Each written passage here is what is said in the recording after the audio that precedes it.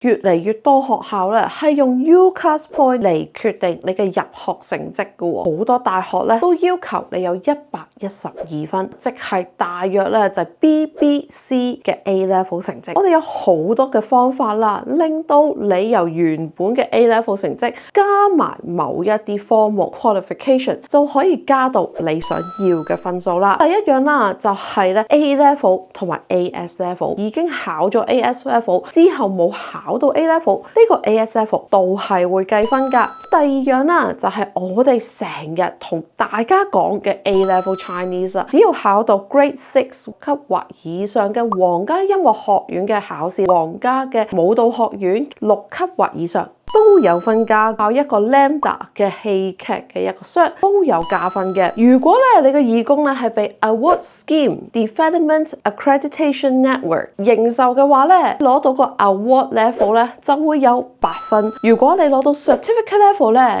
就會有16分咁多㗎。